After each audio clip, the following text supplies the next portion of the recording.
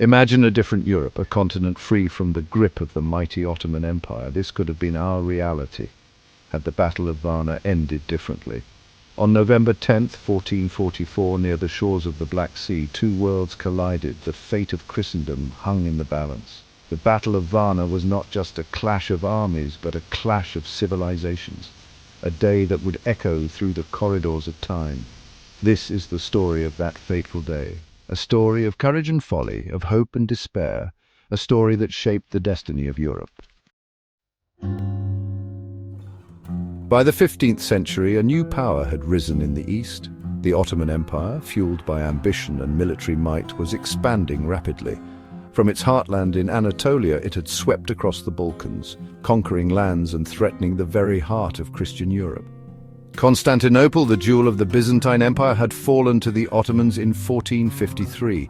The once mighty Byzantine Empire, the eastern bulwark of Christendom, was no more. The fall of Constantinople sent shockwaves through Europe, igniting fears of an Ottoman tidal wave sweeping across the continent. The stage was set for a showdown. Europe, fragmented and divided, had to unite against a common enemy or face the consequences. In these dark times, a young king rose to the challenge. This was no ordinary king, but Władysław III of Poland, a monarch who, despite his youth, possessed a heart full of valor and a mind sharpened by the weight of responsibility. Władysław III of Poland, barely 20 years old, answered the call to arms. His kingdom was under threat, and the fate of Christendom seemed to hang in the balance. The young king knew that his actions would determine the future of his people and their faith. Driven by faith and a sense of duty to defend Christendom, he vowed to stop the Ottoman advance. His resolve was unshakable, and his spirit was fortified by the prayers and hopes of his subjects. The cross and the sword became his symbols, representing his dual commitment to faith and battle.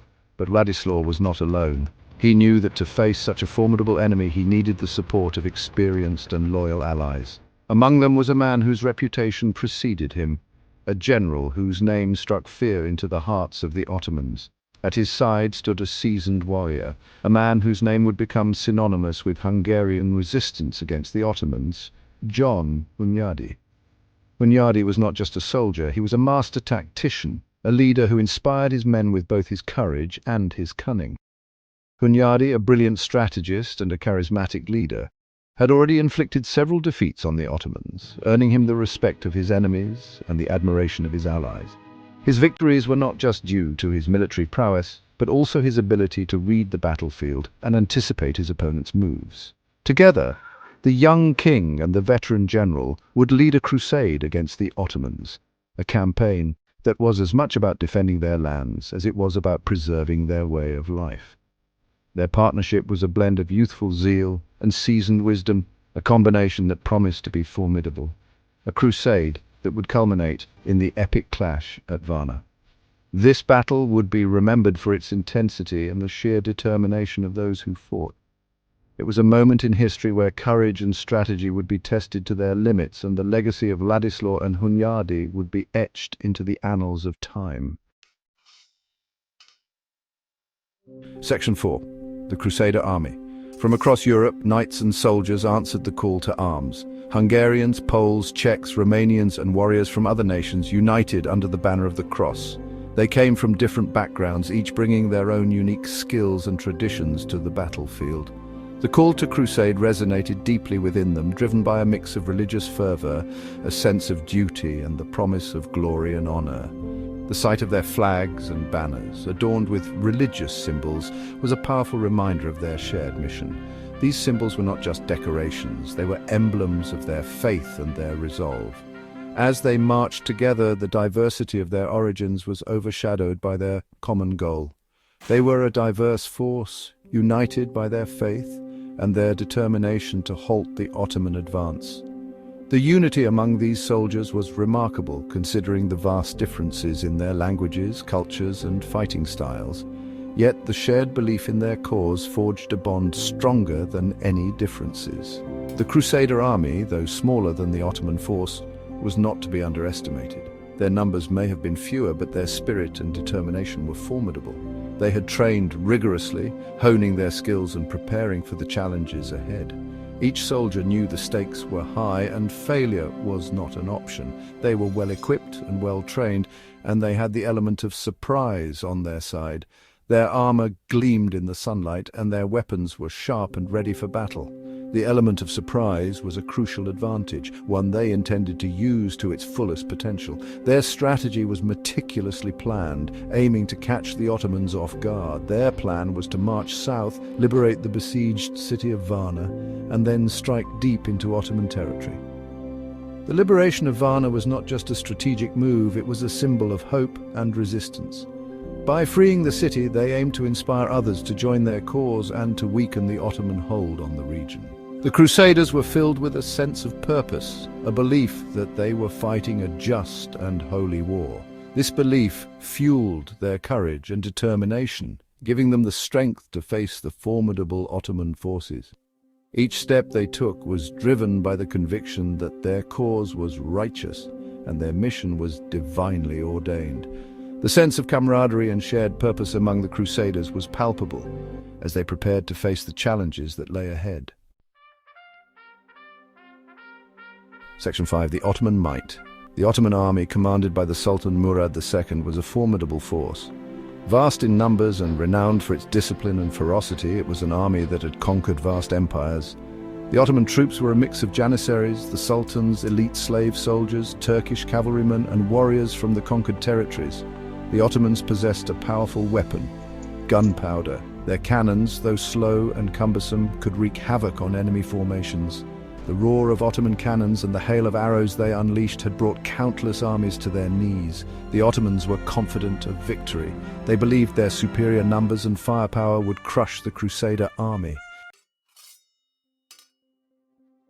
Section 6. A Day of Glory and Despair. November 10th, 1444, dawned cold and foggy near the Black Sea port of Varna. The air was thick with anticipation, and the chill of the morning seemed to seep into the bones of every soldier present. The landscape, shrouded in mist, was eerily silent, as if the world itself was holding its breath for the events that were about to unfold. The Crusader Army, a coalition of European forces, had finally reached its objective after a grueling march. They were determined to push back the Ottoman Empire and reclaim the lands that had been lost. However, the Ottomans, led by the formidable Sultan Murad II, were well prepared and waiting for them. The Sultan, a seasoned leader, had anticipated the Crusaders' moves and had strategically positioned his forces to counter their advance. The stage was set for a battle that would decide the fate of nations. Both sides knew that the outcome of this confrontation would have far-reaching consequences, not just for their own people, but for the entire region. The tension was palpable as the armies prepared for the clash, each soldier aware that they were about to become part of history. The Crusaders, outnumbered but undeterred, fought with unmatched bravery. Their resolve was fueled by a deep sense of purpose and a belief in their cause. They knew that they were fighting not just for themselves, but for the future of their homelands. Despite the overwhelming odds, they charged into battle with a fierce determination that inspired those around them. John Hunyadi, a master tactician and one of the most respected commanders of his time, led the Hungarian troops with skill and precision. His strategic acumen was evident as he deftly maneuvered his forces, outflanking the Ottoman troops and exploiting their weaknesses. Hunyadi's leadership was a beacon of hope for the Crusaders, and his presence on the battlefield galvanized their efforts. The initial assaults of the Crusaders met with success. They managed to break through the enemy lines, creating a sense of momentum that bolstered their spirits. The sight of their comrades pushing forward, gaining ground, and overcoming the enemy's defenses filled them with a renewed sense of hope and determination. The tide seemed to be turning in favor of the Crusaders. With each passing moment they gained more ground, and the possibility of victory seemed within their grasp. The battlefield was a chaotic mix of clashing swords, flying arrows, and the cries of warriors, but amidst the turmoil the Crusaders could feel the shift in momentum. But the battle was far from over. The Ottomans, known for their resilience and tenacity, were not ready to concede defeat. They regrouped and launched a fierce counterattack, determined to reclaim the ground they had lost. The intensity of the combat escalated, and the battlefield became a brutal arena where every inch of land was fiercely contested. A twist of fate, a moment of reckless courage, would change everything. In the heat of battle, decisions made in the blink of an eye could alter the course of history. One such moment, driven by a surge of bravery or perhaps desperation, would become the turning point of the day. The actions of a few would determine the destiny of many, and the echoes of their choices would resonate through the ages. Section 7. The Field of Blood. King Władysław, young and eager for glory, saw an opportunity to strike a decisive blow. Against Hunyadi's advice, he charged headlong into the heart of the Ottoman army, leading a cavalry charge against the Sultan's personal guard. The young king's bravery proved to be his undoing. Surrounded and overwhelmed, Władysław and his knights fought valiantly, but were cut down by the Ottomans. The death of the king sent shockwaves through the Crusader ranks. The tide of the battle turned. Demoralized by the loss of their king and leader, the Crusader army began to crumble.